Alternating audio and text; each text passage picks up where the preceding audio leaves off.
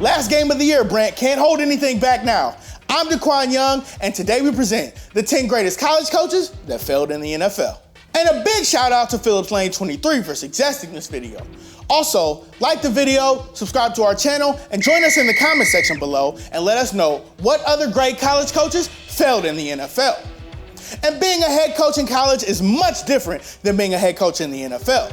Some guys like Jim Harbaugh and Pete Carroll showed their ability to coach well in both college and the league, but some of the best college coaches ever weren't cut out for a move up to the pros. Chip Kelly. At Oregon, Chip Kelly formed one of the greatest and most unique offensive playbooks ever.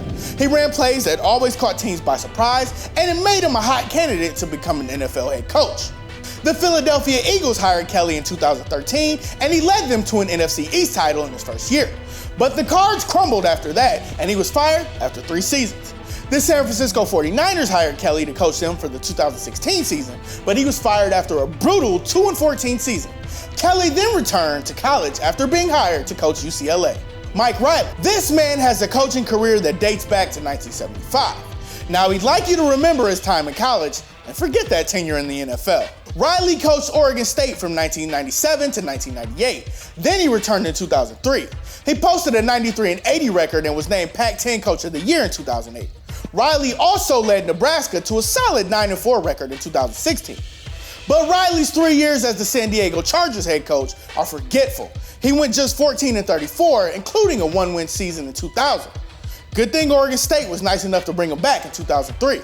Rich Brooks. Dear Oregon, stop letting your coaches go to the NFL. Rich Brooks coached Oregon from 1977 to 94. He was a 2-time Pac-10 Coach of the Year and also coached Kentucky from 2003 to 2009. Brooks won 130 games as a head coach in college, but in the NFL, he coached the St. Louis Rams in 1995 and 96, sporting a 13-19 record. He was fired after the season, then became defensive coordinator in Atlanta before going back to college. Jim L. Mora. After spending 2 decades as an assistant coach, Jim Mora was finally given the head coaching gig by the Atlanta Falcons in 2004. But he was fired after 3 years, posting just 1 winning season. Mora later became the Seattle Seahawks head coach in 2009, but was fired after a 5-11 season. In 2012, he became head coach of the UCLA Bruins. He was fired in 2017, but finished with a very good 46-32 record. Bobby Petrino. Few college coaches have the resume that compares to Bobby Petrino. He's coached at Louisville, Arkansas, and Western Kentucky. His coaching tree includes Mike Zimmer and Hugh Jackson. Petrino has won over 100 games in college and led Louisville to the Big East Championship in 2006. But let's just pretend his NFL career never happened. He went 3-10 with the Atlanta Falcons in 2007 before resigning to join Arkansas. Petrino left in the first year of a 5-year deal, but it looked like it was the right call. Dick McPherson. A college football Hall of Famer, Dick McPherson coached 7 years at UMass, leading the team to 4 Yankee Conference championships. McPherson then coached Syracuse for 10 years, posting a 66, 46, and 4 record. But McPherson's time in the NFL wasn't as fun. He coached the New England Patriots in 1991 and 1992, but won just 8 games and lost 24. He was fired before becoming an assistant coach for both the Denver Broncos and Cleveland Browns.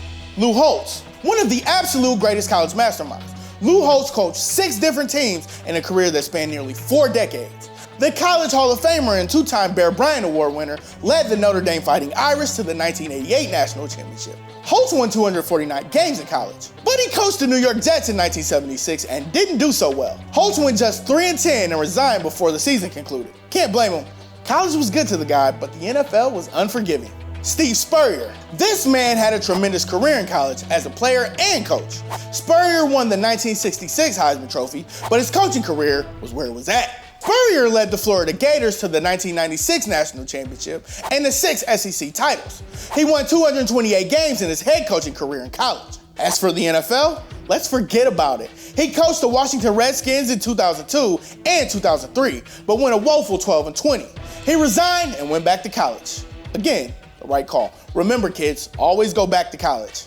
Lane Kiffin. After working as an assistant in both college and the NFL, Kiffin finally got a shot when he was hired by the Oakland Raiders in 2007. Kiffin went just 4-12 in his first season as head coach. 4 games into the 2008 season, Kiffin was fired after a 1-3 start.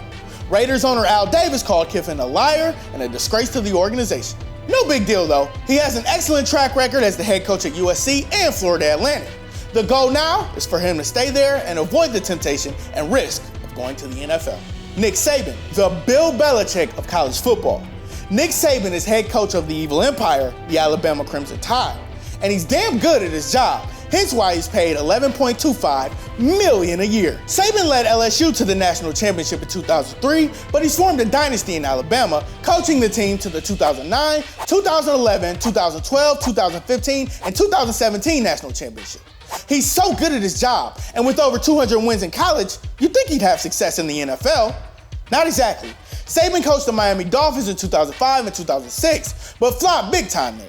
He posted a 15-17 record, then chose to leave as he accepted the head coaching gig at Alabama. It was a risk, but it was also career-changing. Saban made the right call and forever changed his career, life, and legacy by going to Alabama. This is DeQwan Young signing off. As always, thanks for watching, and we'll see you guys next time.